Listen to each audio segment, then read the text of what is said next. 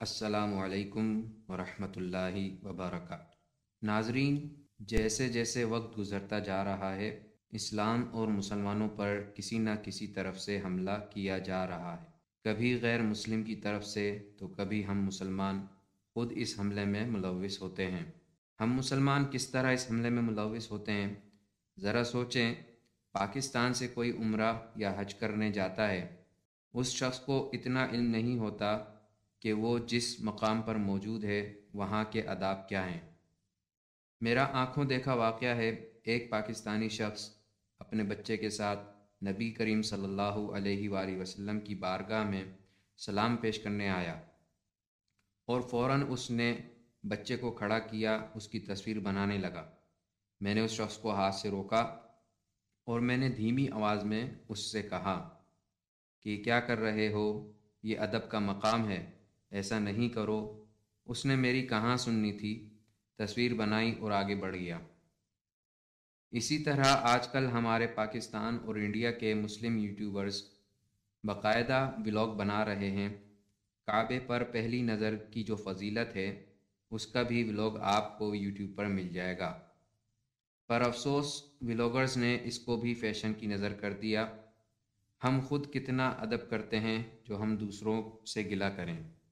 حال ہی میں مسجد نبوی شریف میں جو واقعہ پیش آیا، جس نے مسلمانوں کے دل پر گہری ضرب لگائی، بہت سے مسلمانوں نے اس پر احتجاج بھی کرنے کی کوشش کی، بالخصوص اس میں نامور علماء بھی شامل ہیں۔ مگر افسوس کی بات تو یہ ہے کہ یہ گستاخی مسلمانوں کی ہی طرف سے ہوئی۔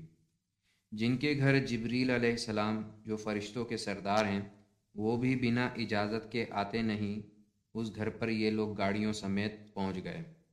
آپ نے دیکھا ہوگا کہ حال ہی میں مسجد نبوی صلی اللہ علیہ وآلہ وسلم کے صحن میں کچھ گاڑیاں پروٹوکول کے ساتھ آتی ہیں اور ان میں سے ایک گاڑی سے شہزادہ اتر کر مسجد نبوی میں داخل ہوتا ہے۔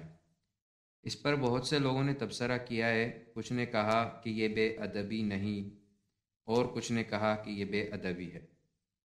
ہم آپ کے سامنے دو حقیقت پر مبنی صورتحال پیش کرتے ہیں، آپ خود فیصلہ کیجئے گا اور اپنی رائے کمنٹ باکس میں دیجیے گا۔ جیسا کہ آپ کے علم میں ہوگا، سلطنت عثمانیہ کے وقت میں جب مسجد نبوی صلی اللہ علیہ وآلہ وسلم تعمیر کی جا رہی تھی، تو اس وقت کے سلطان مطلب اس وقت کے بادشاہ نے حکم جاری کیا تھا کہ مزدوروں سے کہا جائے اپنے اوزاروں پر کپڑا باندھیں، تاکہ جب وہ اوزار استعمال کریں تو اس کی آواز مسجد نبوی میں نہ گونجے۔ اسی طرح ایک اور حکم بھی دیا گیا تھا کہ اگر پتھر کی کٹائی یا ماربل کی کٹائی کرنی ہے تو مسجد نبوی صلی اللہ علیہ وآلہ وسلم کی حدود سے باہر کی جائے گی۔ یہ سب حکم بادشاہ کی طرف سے صرف اس لیے تھے کہ اللہ کے محبوب نبی صلی اللہ علیہ وآلہ وسلم کے آرام میں کسی قسم کا خلل نہ آئے۔ یہاں تک کہ بادشاہ کا حکم تھا کہ تمام کام کرنے والے حافظ قرآن ہوں اور باوضو ہو کر قرآن مجید کی تلاوت کرتے ہوئے درود شریف پڑھتے ہوئے مسجد نبوی صلی اللہ علیہ وآلہ وسلم کی تعمیر کریں۔ یہ تھے اس وقت کے لوگ جو صرف محبت کا دعویٰ نہیں بلکہ حقیقت میں محبت کا ثبوت بھی دیتے تھے۔ اب آتے ہیں آل سعود کی طرف۔ ناظرین، جب سے مکہ معظمہ اور مدینہ منورہ آل سعود اور آل شیخ کے ہاتھوں میں گیا، تب سے یہ بے ادبی اور گستاخیوں کا سلسلہ شروع ہونے لگا۔ ان کی بے ادبی اور گستاخیوں کی ایک بڑی فہرست ہے۔ ہم چند گستاخیوں کو آپ کے سامنے پیش کر رہے ہیں جو حال ہی میں سوشل میڈیا پر وائرل ہوئیں۔ ملاحظہ کیجئے اس شخص کی بے ادبی۔ دیکھیں، کعبہ کی طرف پاؤں کر کے سو رہا ہے۔ اب اس شخص کو دیکھیں، یہ مسجد نبوی صلی اللہ علیہ وسلم میں کس طرح بیٹھا ہوا ہے اور قرآن مجید پڑھ رہا ہے۔ اس کو تو آپ سب جانتے ہوں گے، یہ صاحب لال رومال والے کے نام سے سوشل میڈیا پر مشہور ہیں۔ ان صاحب کی گفتگو سنیں اور اندازہ کیجئے اس شخص کے علم کا اور ادب کا۔ مدینہ آنے کا مقصد رسول اللہ صلی اللہ علیہ وسلم کی مسجد میں نماز پڑھنا ہو۔ یہ خطیب نہ کہیں کہ میں مدینہ اس لیے جا رہا ہوں کہ رسول اللہ صلی اللہ علیہ وسلم کی قبر کی زیارت کروں گا۔ گفتگو سنی، اب آپ صلی اللہ علیہ وسلم کی قبر سے متعلق حدیث ملاحظہ کیجئے۔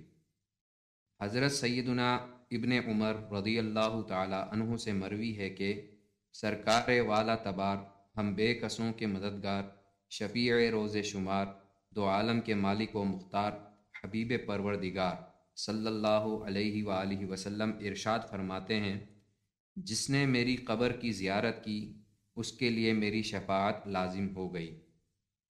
آپ نے حدیث سنی، حوالہ بھی موجود ہے۔ ناظرین، یہ عام شخص نہیں بلکہ یہ ایک عالم ہے، اس کو اس حدیث کا علم نہیں ہوگا کیا؟ اس کو دین سکھانے کے لیے مامور کیا ہوا ہے سعودی حکومت نے۔ اس طرح کے نمونے اور بھی موجود ہیں۔ اللہ تعالیٰ سے دعا ہے اللہ پاک ہمیں ایسے لوگوں سے محفوظ رکھے، اور اللہ پاک ہمیں صحیح علم کو پڑھنے اور سمجھنے والا بنا دے اور ادب کرنے والا بنا دے۔ آمین۔ اب تک کے لیے اتنا ہی، ملتے ہیں اگلی ویڈیو میں۔ اللہ حافظ۔